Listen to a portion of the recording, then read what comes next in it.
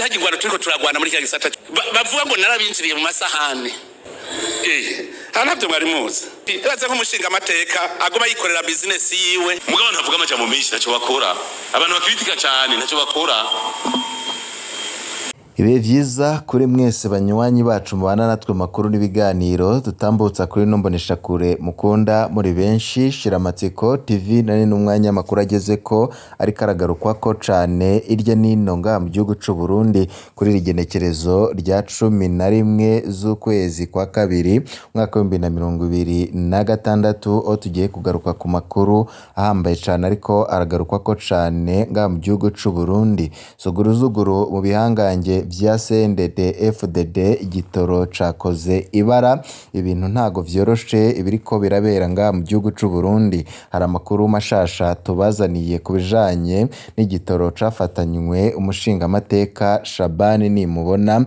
Muyinga igitoro ca Shabani Nimubona turababwira yuko umukuru w'ibiswi vy'inkona muri Buhumuza Saidi Barutwa nayo yaraye mu gashu. Hari ibintu vyinshi biriko birabera muri ako gashu turaza kubigaruka ko muri ako gashu aho Shabani Nimubona kuri ubu ngubu ageramiwe. Ibihe vyoba bigira bitangure guhinduka kuri Shabani Nimubona. CNDD-FDD iyigukeneye nkuko tubibwirwa n'umwe mu bicocoro vy'umugambwe CNDD-FDD ariko aragaruka kubiriko birabera muri uwo mugambwe kuva Shabani Nimubona afatanywe igitoro. Yatwiganiye agira ati CNDD-FDD ikigukeneye irakwihorera naho wo kwituma mu nzira. Iyo CNDD-FDD nyine iguhaze irakwikomorako canke irakwikokomora igashiburira nka hariya. None CNDD-FDD yashibuye Hussein Rajabu kizigenza w'umugambwe CNDD-FDD igashibura Adolphe Nshimirimana umujenerali yarakomeye cane igashibura Nkurunziza wahoze ari umukuru w'igihugu c'u Burundi igashibura Bunyoni yahoze ari ndakorwa ko igihangange muri uwo mugambwe igashibura Desire Uwamahoro yari yarihaye inkumbi igashibura Nyeganyega yari yarihaye inkumbi mu iperereza yananirwa no gushibura igiswi c'inkona nka Shabani Nimubona. Ni ikibazo c'umwanya gusa muri CNDD-FDD biriko birategura, mwebwe ntavyo mubona kandi nta n'ivyo muzi ntimwanabitahura. Nta gihanganje c'ibihe vyose mu mugambwe w'inkona. Amakuru y'imvaho ya Shabani Nimubona yo yabaza Nkurunziza. Ibintu ntago vyoroshe kuri icyo gitoro ngico bikoze Shabani agombe ahasige agatwe nkuko amakuru adushikira abivuga.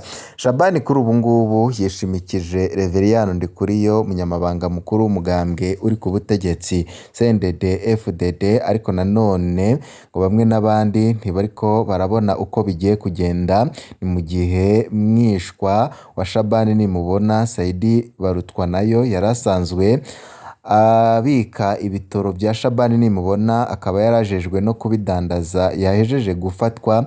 Kuri ubu ngubu ngo akaba ariko arakorerwa ibintu bikomeye cane mu iperereza ngo ntibizwi neza yuko atagiye gutanga sebuja ari we Inarume. Aho amakuru adushikira avuga yuko ibintu vyakomeye cane, ubwoba ni bwinshi kwa Shabani Nimubona.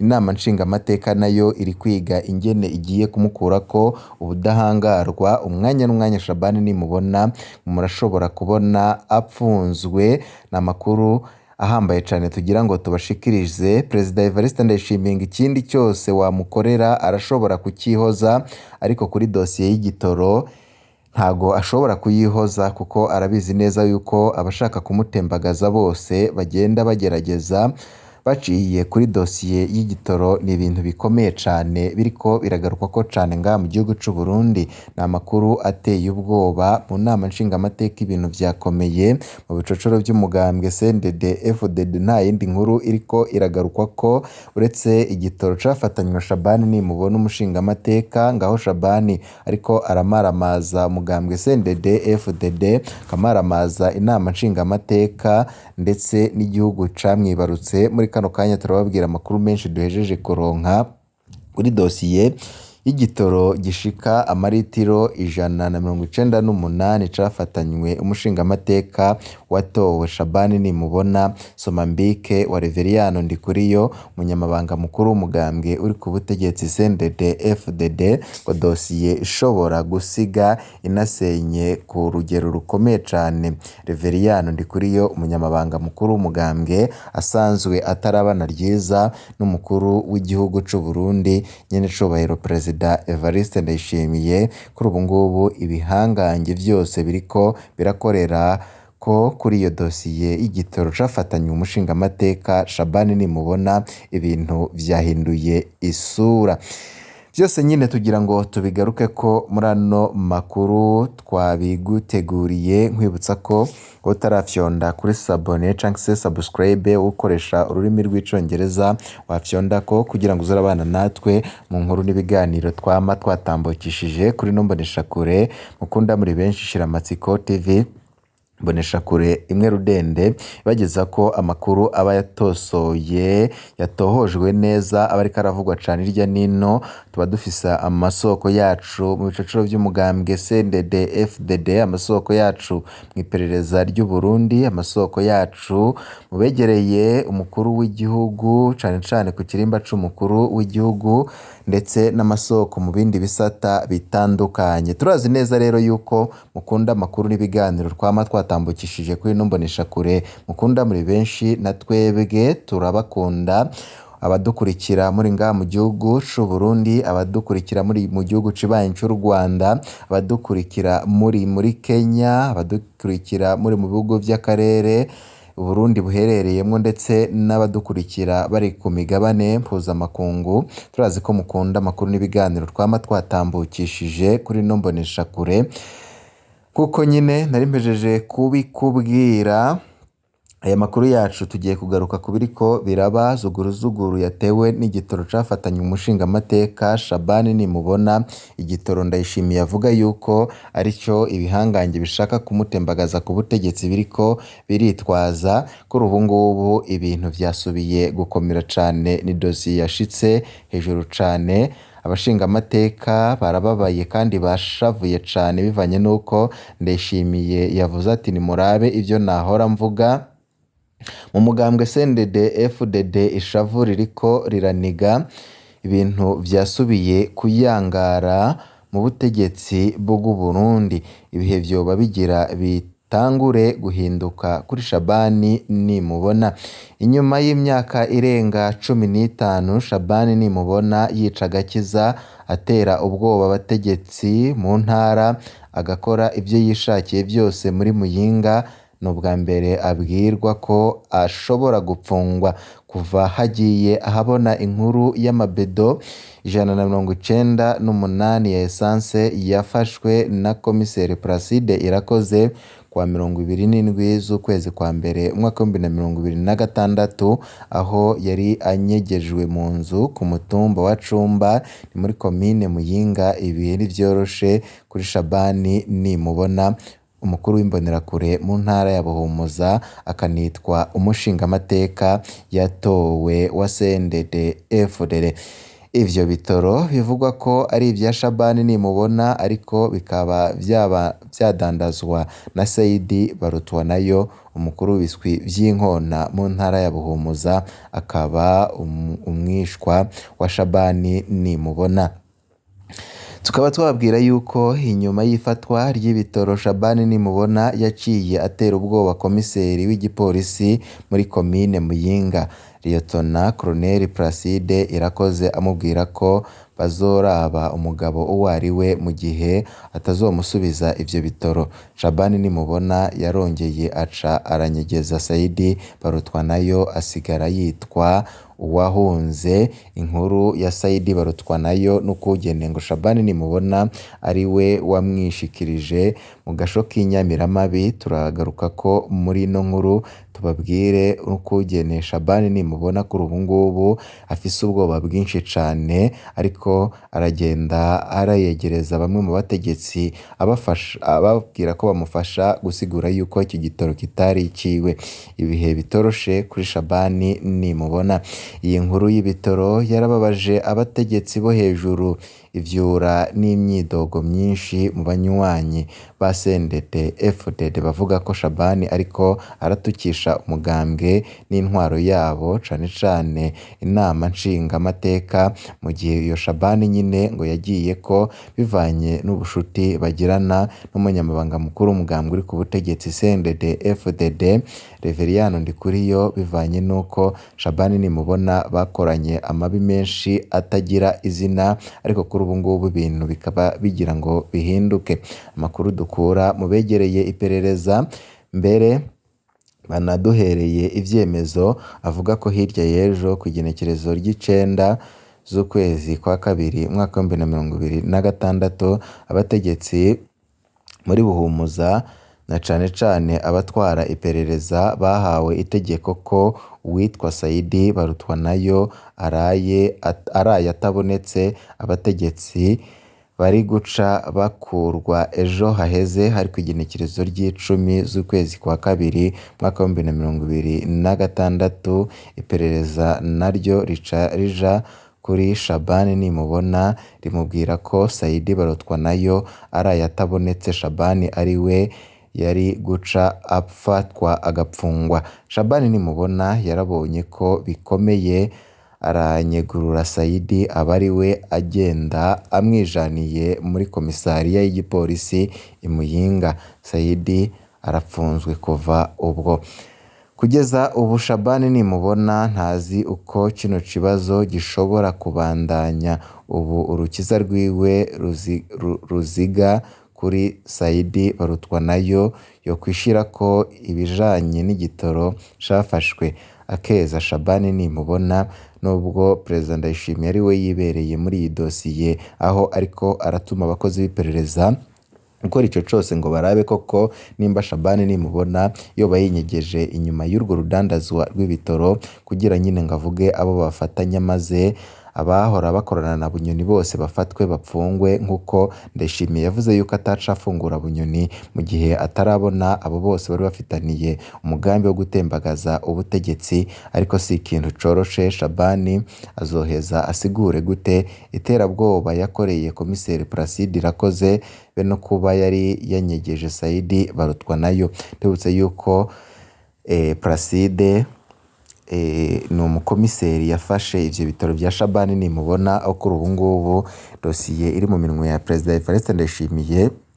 Ndayishimiye akaba yarategetse yuko uwo mukomiseri nyine yafashe Shabani nimubona yafashe ivyo bitoro vyiwe yoba aje i Bujumbura aho umutekano wiwe wizewe. Abategetsi nibashima kwemera ko igitoro ari ca Saidi Barutwanayo, nuko nyine bazoba bishakiye kuba bararetse Shabani nimubona, ubundi abanyamuyinga nta kindi bayaga. Hose havugwa ko igitoro cari kizwi ko ari ca Shabani nimubona. Amakuru abandanije gushikira Perezida Evariste Ndayishimiye, ishavu rikaduga. Shabani nimubona aracafise ikizigizigi ko Reveriyano Ndikuriyo azomukingira, ariko kandi arazi ko Perezida Ndayishimiye akara ku kibazo cy'igitoro. Kwa Ndayishimiye wopfuma wica ugatikiza inganda hako ufatwa mu rudandazwa rw'ibitoro, none biroherera hehe? Koko hariho urwego mu Burundi bwa CNDD-FDD rwohana igihangange nka Shabani nimubona. Yari yarahawe ubushobozi bwose muri Muyinga na Buhumuza, niko kumutegeka kunyegurura umukinagizwa wiwe si ikintu gito. Ariko ifatwa rya Shabani nimubona umuntu yoryemera ko rishoboka aribonye, kuko Shabani nimubona nawe nyine ni igihangange gikomeye cane.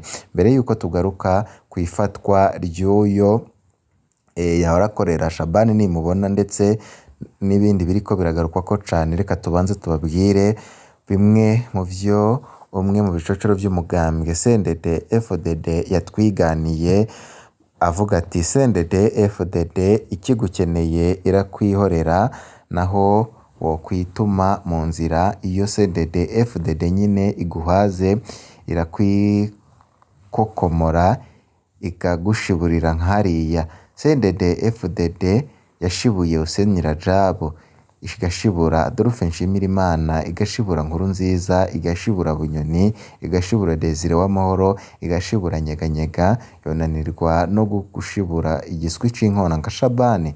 Ni ikibazo c'umwanya gusa muri CNDD FDD, nta gihangange c'ibihe byose. Mu mugambwe w'inkona amakuru y'imvaho ya Shabani yozayabaza umuhisi Nkurunziza. Ni ibintu bikomeye cane. Muyinga igitoro ca Shabani nimubona umukuru w'imbonerakure nyine w'ibiswi vy'inkona muri Buhumuza Saidi Barutwanayo yaraye mu gasho. Ku batari bakurikiye inkuru ya Barutwanayo Saidi, kugene yafashwe ndetse no kugene vyose biriko biragenda, reka tubanze tubanyuriremwo muri makeya.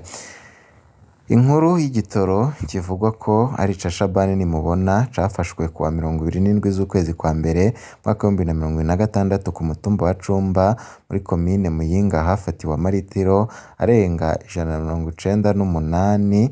Amasoko yacu y'ibanga yemeza ko ico gitoro cadandazwa na Saidi Barutwanayo, umukuru w'ibiswi vy'inkona mu ntara ya Buhumuza. Amasoko nyine yemeza ko ico gitoro cari ca Shabani nimubona. Iyo nzu cafatiwemwo, ayo masoko avuga ko ari ya Shabani nyine, mu gihe Saidi Barutwanayo amasoko amwe avuga ko ari umwishwa wa Shabani nimubona. Mu nkuru twabahaye kuwa gatandatu uheze, twari twababwiye ko ibihangange bigurisha igitoro ca magendo bibigenza imuyinga. Nyene igitoro aba ari umuntu akomeye, hanyuma akarondera ukimudandariza ndetse n'ukimubikira we akaba ari umuntu muto ubikora nyine ivyo kukidandaza ndetse no kukibika. Iyo kiramutse gifashwe, uwo nyine yasigaye nyene igitoro niwe aza gupfunguza uwafashwe. Igihe komiseri Placide Irakoze yubahuka gufata ico gitoro, Shabani nimubona ntiyatevye kwerekana ko mu guhamagara komiseri amutegeka kugarukana ico gitoro, amunaniye aca amubwira ko bazoraba umugabo uwo ari we nk'uri ku kazi ajejwe kandi ashigikiwe n'amategeko. Lieutenant Colonel Placide Irakoze ariko arabandanya neza umurimo ajejwe. Shabani nimubona azoteba abazwe ivy'iki gitoro. Amakuru dufise avuga ko Saidi Barutwanayo yaraye afashwe acajanwa mu gasho k'Inyamiramabi Muyinga. Kuva igitoro gifatwa, uwo mukuru w'ibiswi vy'inkona muri Buhumuza yari yaciye anyegezwa na Shabani nimubona.